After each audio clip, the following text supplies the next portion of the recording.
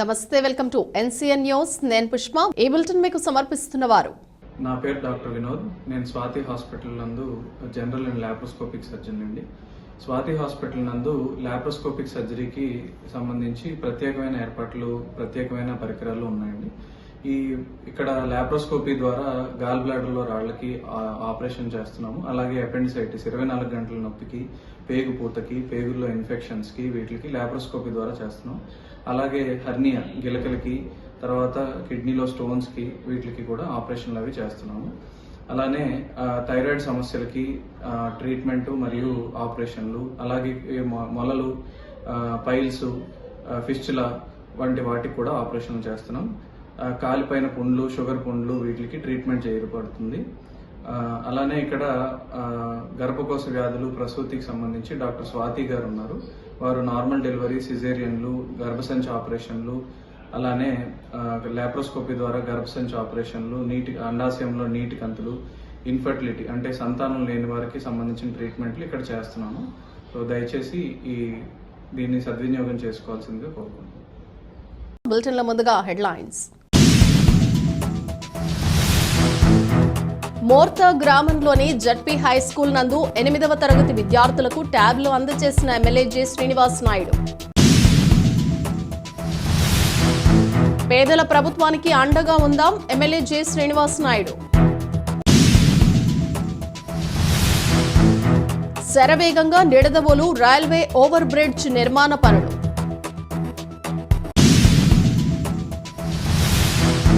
Platform motor rickshaw కార్మికులకు వాహనమిత్ర పథకం అమలు చేయాలి. సీఎం జగనన్న పాలనలో సంక్షేమంతో పాటు అభివృద్ధికి పెద్దపీట, మంత్రి వేణుగోపాలకృష్ణ.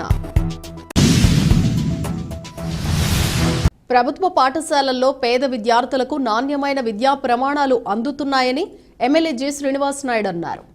ఉండ్రాజవరం మండలం మోర్తా గ్రామంలోని జడ్పీ హై స్కూల్ నందు మోర్తా, సూర్యారావుపాళెం, తాడిపర్రు గ్రామాల పాఠశాలల్లో 8వ తరగతి చదువుతున్న విద్యార్థులకు ఆంధ్రప్రదేశ్ రాష్ట్ర ప్రభుత్వం ఉచితంగా సరఫరా చేస్తున్న ట్యాబ్లను నిడదవోలు నియోజకవర్గ ఎమ్మెల్యే జె. శ్రీనివాస్ నాయుడు అందజేశారు. ఈ సందర్భంగా ఆయన మాట్లాడుతూ డిజిటల్ విధానంలో పాఠ్యాంశాలు మరింత సులభ పద్ధతుల్లో అర్థమయ్యేలా రాష్ట్ర ప్రభుత్వం చర్యలు చేపట్టిందన్నారు. ప్రభుత్వ ఎయిడెడ్ పాఠశాలల్లో 8వ తరగతిలోకి వచ్చిన తర్వాత ప్రతి విద్యార్థికి ఉచిత ట్యాబ్ల పంపిణీతో పాటు ఇకపై ఏటా బైజూస్ కంటెంట్తో ఆఫ్లైన్లో పనిచేసేలా చర్యలు చేపట్టారన్నారు. ఈ కార్యక్రమంలో పార్టీ నాయకులు, కార్యకర్తలు, ఉపాధ్యాయులు, విద్యార్థుల తల్లిదండ్రులు తదితరులు పాల్గొన్నారు.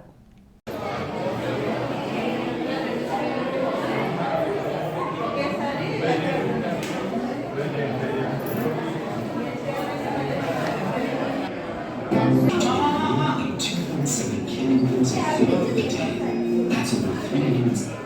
The system, comprised of 10 elements covering 9 meters and containing over 20 special engineering, its parts continuously almost to fulfill a single job.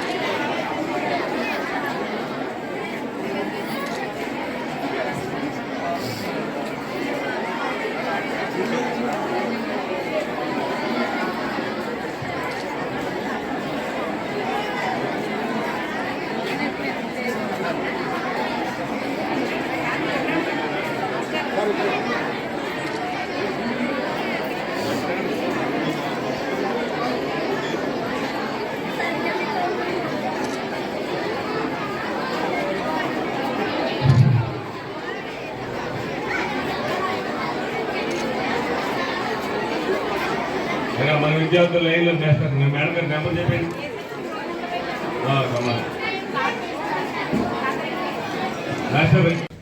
ఈ విధంగా పిల్లలకి సేఫ్టీతో వారికి కావాల్సిన సబ్జెక్ట్స్ ఓపెన్ అయ్యేదంటే పెడుతున్నారు, అంతేగాని సినిమా రామ్మా తీసుకురా తీసుకొచ్చండి ఎవరో ఒకరు రండి. మీరు ఆన్ చేయాలి కదా, నువ్వే రావాలి. ఎవరిది పాస్వర్డ్ ఉందా చూసుకో. ఆన్ అయిందమ్మా. బయాలజీ ఏదో మ్యాథ్స్ మ్యాథమెటిక్స్ ఏదో క్లాస్ ఆన్ చేయండి. ఇవన్నీ కూడా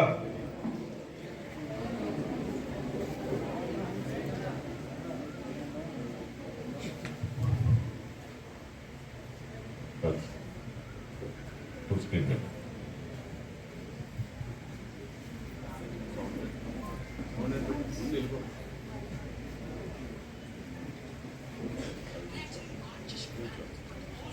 ఈ విధంగా మనకి ట్యాబ్స్ లో అన్ని చెప్తారమ్మా క్లాసెస్. ఇదో క్లాస్ మ్యాథ్స్ క్లాస్.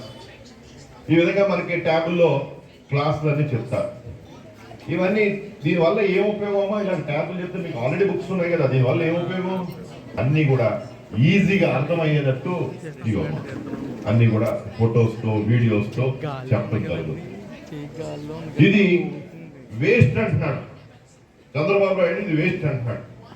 ఏ విధంగా అయితే ఇప్పుడు మీరు అందరూ ఇంగ్లీష్ మీడియం అమ్మా, ఇంగ్లీష్ మీడియము బాగానే ఉందా? ఇంగ్లీష్ మీడియం వద్దా? మీకు ఇంగ్లీష్ మీడియం కావాలి. అది కూడా వద్దని కోర్టుకి వెళ్ళిన మహానుభావుడు ఎవరమ్మా? చంద్రబాబు నాయుడు. మనం ఏది మంచి చేద్దామన్నా, పిల్లలకి ఏది మంచి చేద్దామన్నా ఇవమ్మా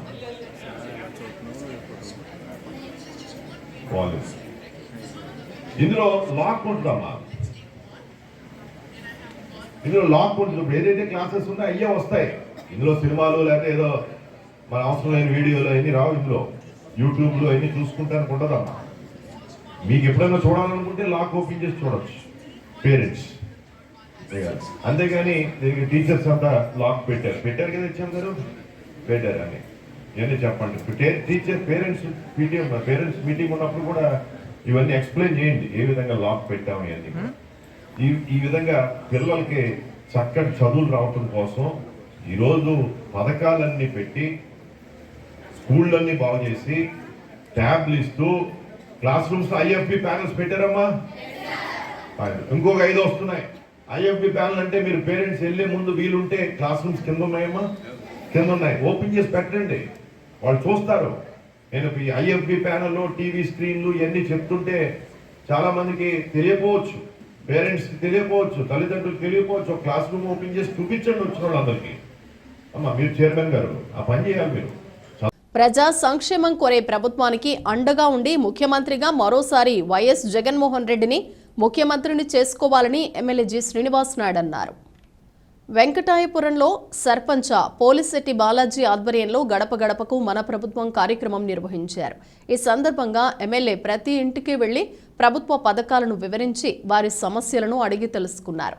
ఈ సందర్భంగా ఎమ్మెల్యే లబ్ధిదారులతో మాట్లాడుతూ పేదల పక్షంలో ఉన్న ప్రభుత్వానికి అండగా నిలవాలని అన్నారు. తాను నియోజకవర్గాన్ని అభివృద్ధి చేయడానికి వచ్చానని, ఈ 4.5 ఏళ్లలో 2,000 కోట్ల రూపాయలతో అభివృద్ధి పనులు చేశానని అన్నారు. మరోసారి తనకు అండగా ఉంటే మరింత అభివృద్ధి చేసి చూపిస్తానని తెలిపారు. ఈ కార్యక్రమంలో ఎంపీపీ కార్చెర్ల ప్రసాద్, వైఎస్ఆర్సీపీ మండల శాఖ అధ్యక్షుడు వీరమల్లు సత్యనారాయణ, అజ్జరం సర్పంచ్ గారపాటి నాగసుధ, ఎంపీటీసీ సభ్యుడు అల్లు ఊర్వశి, నాయకులు, కార్యకర్తలు, అధికారులు తదితరులు పాల్గొన్నారు.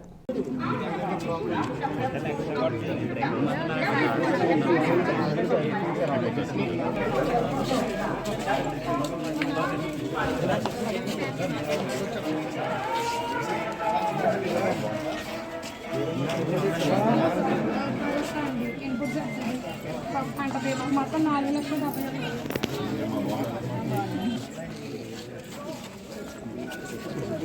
అటే బ్రహ్మ పైనుంచి రా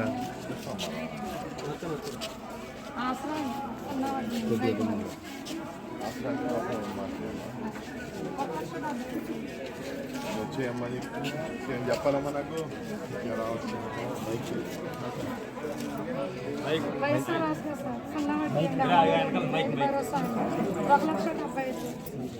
ఓ చూసావు మరే అమ్మ ఒక ఫోటో తీతలే వెంకటరామమూర్తి వాళ్ళు ఏమి చెప్తుంది ఓకే థ్యాంక్ యూ లేదా రివర్స్ వచ్చింది మైక్ దగ్గర ఎవరు అగ్రికల్చర్ అసిస్టెంట్ ఉన్నారా అగ్రికల్చర్ వెల్ఫేర్ ఉందా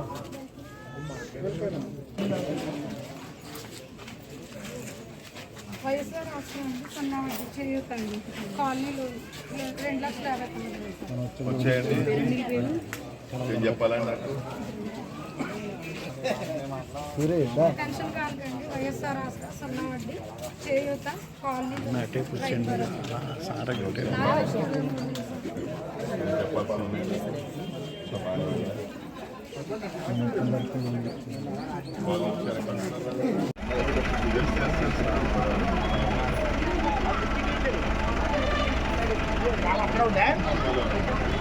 తూర్పుగోదావరి జిల్లా నిడదవోల్లో కేంద్ర రాష్ట్ర ప్రభుత్వాలు ప్రతిష్టాత్మకంగా నిర్మిస్తున్న రైల్వే ఓవర్ బ్రిడ్జ్ నిర్మాణ పనులు వేగంగా పుంజుకున్నాయి. కేంద్ర ప్రభుత్వ సేతు బంధన్ పథకం ద్వారా విడుదలైన 184 కోట్ల రూపాయల నిధులతో ఈ రైల్వే ఓవర్ బ్రిడ్జ్ను నిర్మించనున్నారు. ఇప్పటికే భూసేకరణలో భాగంగా నివాస స్థలాలు కోల్పోయిన వారికి 10.64 కోట్ల రూపాయల నష్టపరిహారం అందజేశారు.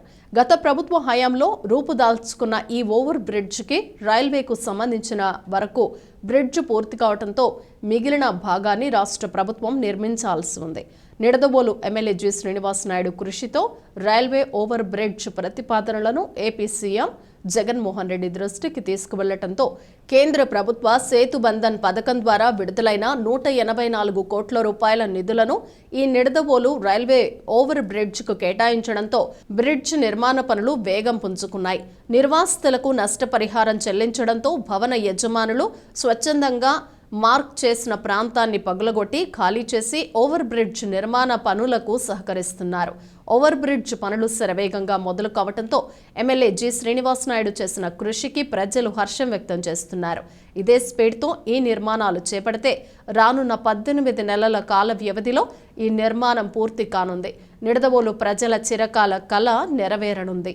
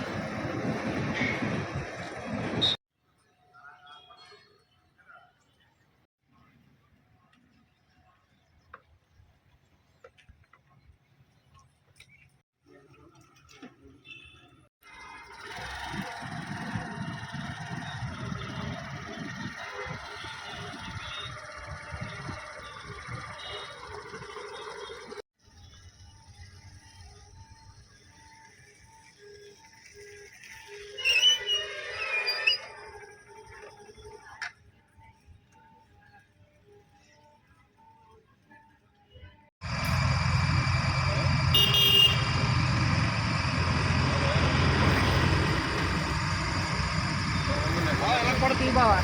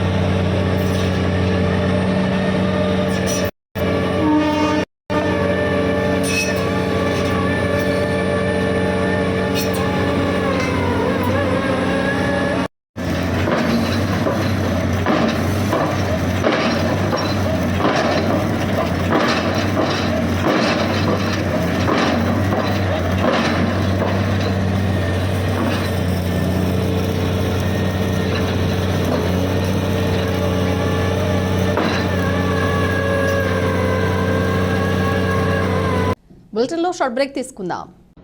నా పేరు డాక్టర్ వినోద్. నేను స్వాతి హాస్పిటల్ నందు జనరల్ అండ్ లాప్రోస్కోపిక్ సర్జన్ అండి.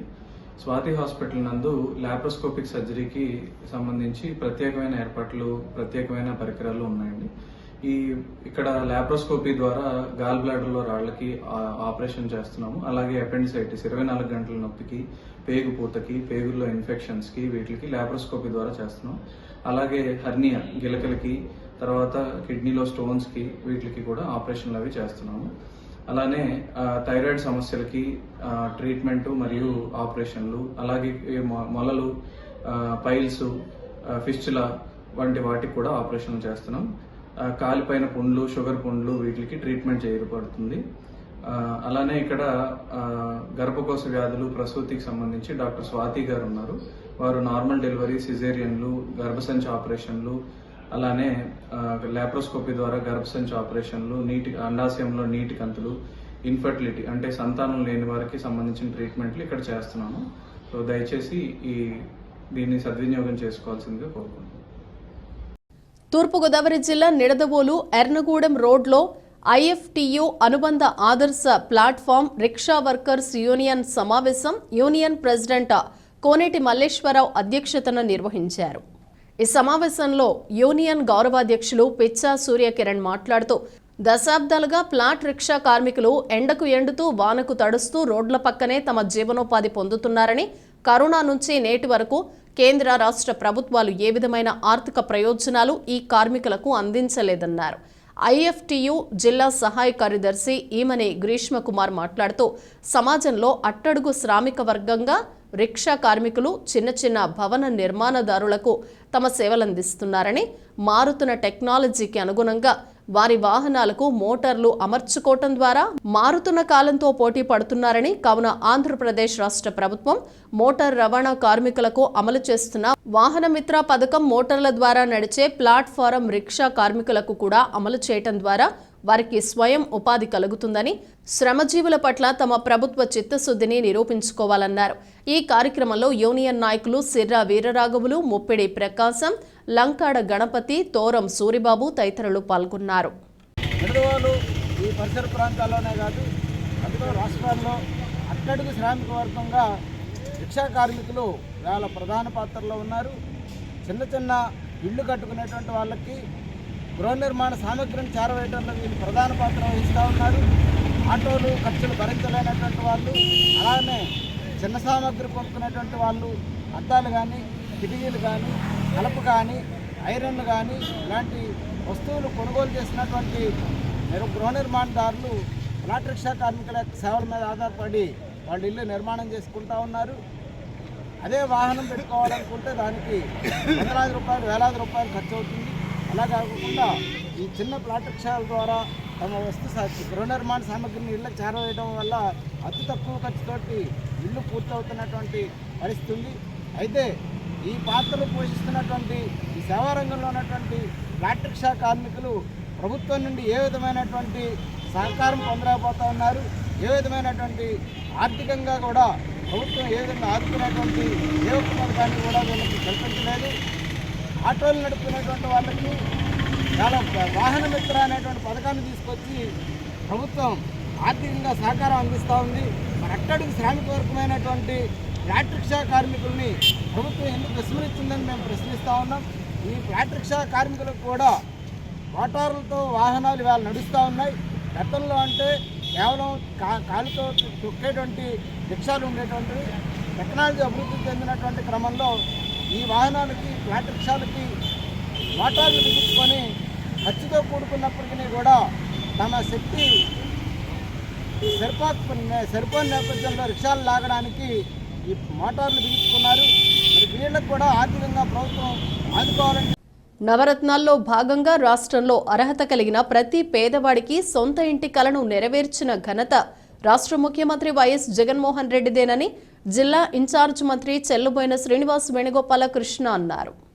రాజమండ్రి రూరల్ మండలం తొర్రేడు గ్రామం జగనన్న హౌసింగ్ కాలనీలో 3.5 కోట్ల రూపాయలతో నిర్మించిన 33/11 kV విద్యుత్ సబ్స్టేషన్, 56.70 లక్షలతో రక్షిత మంచినీటి ఓవర్ హెడ్ ట్యాంక్ను మంత్రి వేణుగోపాలకృష్ణ అధికారులు, స్థానిక నాయకులతో కలిసి ప్రారంభించారు. ఈ సందర్భంగా మంత్రి వేణుగోపాలకృష్ణ మాట్లాడుతూ రాష్ట్రంలో 31 లక్షల మంది అర్హులైన అక్కా చెల్లెమ్మల పేరున ఉచితంగా ఇంటి స్థలాల పట్టాలను అందించడమే కాకుండా వారికి సొంతింటి కలను సాకారం చేసిన ఘనత సీఎం జగన్మోహన్ రెడ్డికే దక్కుతుందన్నారు. జగనన్న కాలనీల్లో నేడు ఊళ్లను తలపించే విధంగా ఇళ్లు నిర్మించడమే కాకుండా అంతర్గత రహదారులు, డ్రైనేజీ, త్రాగునీరు, ఎలక్ట్రిఫికేషన్ వంటి మౌలిక సదుపాయాలను కల్పించి ఇచ్చిన హామీలను జగనన్న ప్రభుత్వం నెరవేర్చిందన్నారు.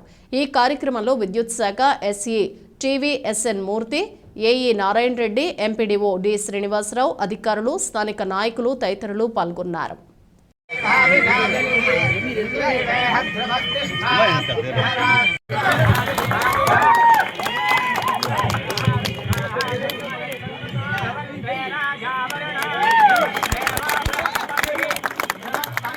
నిర్మించిన తర్వాత అవి కుంటిపడిపోయాయి.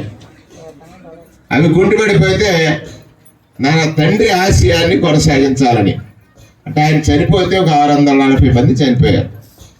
రాజశేఖర రెడ్డి గారు నా గుండెకి ఆపరేషన్ చేయించాడు, ఆయన లేని జీవితం నాకెందుకని చనిపోయారు. ఆయన ఓదారుస్తాము అంటే ఆ కుటుంబం నా కుటుంబం కోసం చనిపోయింది కాబట్టి నేను వెళ్ళి కొడుగ్గా నా బాధ్యత నిర్వహిస్తానని చెప్పాడు జగన్మోహన్ రెడ్డి గారు. ఆ రోజు కాంగ్రెస్ పార్టీ వినలేదు. మంచి అధికారంలో ఉంది, ఎంత అధికారాన్నైనా సున్నా చేయగల శక్తివంతులు ప్రజలని, ఎంతటి చిన్నవాడని కాదు సేవాగుణం కలిగిన వాడిని ఎంతటి ఉన్నతుడైనా చేయగల శక్తివంతులు ప్రజలు అనేటువంటిది ఈ రాష్ట్రంలో ఒక ఉదాహరణ జరిగింది. దానిలో భాగమే జగన్మోహన్ రెడ్డి గారు పార్టీ స్థాపించి ఆశయం కోసం 9 హామీలు ఇచ్చాడు. అంటే పేదరికం అనేది పెద్ద రోగం. జబ్బు చేసింది అనుకోండి, జ్వరం వస్తే 2 రోజులు తగ్గుతుంది, 3 రోజులు. ఇంకో పెద్ద జబ్బు అయితే 10 రోజులు. కానీ 4-5 తరాలకి, అంటే 4-5 తరాలకి పట్టి పీడించేటువంటి రోగం ఏంటి? పేదరికం. నిజమైన రోగం పేదరికం. ఈ పేదరికానికి చికిత్స చేయాలి. ఎటువంటి చికిత్స? వాళ్ళు జబ్బు చేసినప్పుడు డబ్బు కోసం అప్పుకెళ్తే ఇంకో తరం వెనక్కిపోతారు. సో ఆ జబ్బుకు డబ్బు అక్కర్లేకుండా 2,50,000 రూపాయలు ఆరోగ్యశ్రీ ఇచ్చాడు. తర్వాత ఏదో సంక్షేమం, బియ్యం ఇచ్చాం 2 రూపాయలకి, చిన్న ఇల్లు ఇచ్చాం, ఆ కుటుంబం ఎదిగిపోయిందా? లేదనుకున్నాడు ఆయన. పర్టికులర్గా బీసీలు, ఎస్సీలు, ఎస్టీలు వాళ్ళు ఎదగాలంటే వాళ్ళ ఇళ్లలో విద్య ఉండాలి అని ఆలోచించి ఫీజు రియంబర్స్మెంట్ పెట్టాడు. అంటే అప్పటి వరకు కూడా ఏబీసీ బిడ్డ ఇంజనీరింగ్ చదవలేకపోయాడు, డాక్టర్ చదవలేకపోయాడు, ఉన్నతుడు కాలేకపోయాడు. చూడండి, మన కాలనీలో ఎవరింటాను ఉద్యోగం చేస్తున్నాడు అనుకోండి, ఒక అతను గౌరవం వేరేగా ఉంటుంది, సోషల్ స్టేటస్, అందరూ గౌరవిస్తూ ఉంటారు. అటువంటి స్థితిని ఆయన చూశాడు రాజశేఖర రెడ్డి గారు. ఆయన ఏమన్నాడంటే, అప్పుడు పెద్దలకి డబ్బులు ఉన్నాయి, ఆస్తులు ఉన్నాయి, వారికి విద్య విలువ తెలుసు, ఆస్తి విలువ తెలుసు. ఆస్తి లేనివాడు, ఆ విద్య లేనివాడు పేదరికంలోనే ఉండిపోయాడని ఆలోచించి ఆ కుటుంబానికి నేను తండ్రి తల్లి అవుతానని రాజశేఖర రెడ్డి ఫీజు రియంబర్స్మెంట్ లాంటి కార్యక్రమం పెట్టాలని ఆలోచన రాలేదు. ఫీజు రియంబర్స్మెంట్ లాంటి కార్యక్రమం పెట్టాలని ఆలోచన రాలేదు. 3 ఫేజీల్లో ఇల్లు ఇచ్చాడు, అది రాలేదు. కేవలం ఏంటంటే స్వార్థం ఉంది ఆయనకి స్వార్థం. పాపం రామారావు గారు ఒక ఆశయంతో పార్టీ పెట్టారు, అలాగే కాంగ్రెస్ పార్టీ ఒక ఆశయంతో వచ్చింది ఈ దేశంలో స్వాతంత్ర్యం తెద్దామని. ఎన్టీ రామారావు గారు ఒక ఆశయంతో పెట్టాడు, పేదవాడి పొట్ట నింపుదామని, ఆడవాళ్ళకి మద్య నిషేధము, రైతులకి 50 రూపాయలకి హార్స్ పవర్ విద్యుత్ ఇవ్వాలని ఆలోచించాడు. కానీ ఆశపరుడైన చంద్రబాబు నాయుడు గారు ఆయన్ని పదవి నుంచి దించేశాడు. ఆయన ఆశ అత్యాశకి వెళ్ళిపోయి కేవలం పేరు కావాలి, పని కాదు. ఇప్పుడు ఏదో కట్టడం కడితే అందులో కొంత కమిషన్ వస్తుంది, కానీ అలా పేదవాడికి పొట్ట నిండదు కదా. అటువంటి ఆలోచన చేశాడు ఆయన.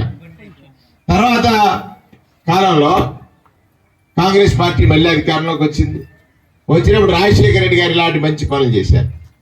ఇంక పార్టీ పెట్టి అసలు ప్రతి ఇంట తన గురించి చర్చ జరుపుకునేలాగా ఇవాళ తయారయ్యాడు. ఇవాళ 60 ఎకరాల భూమమ్మ, 2500 ఇళ్ళు, సుమారు 6 కోట్ల రూపాయలతోటి విద్యుదీకరణ.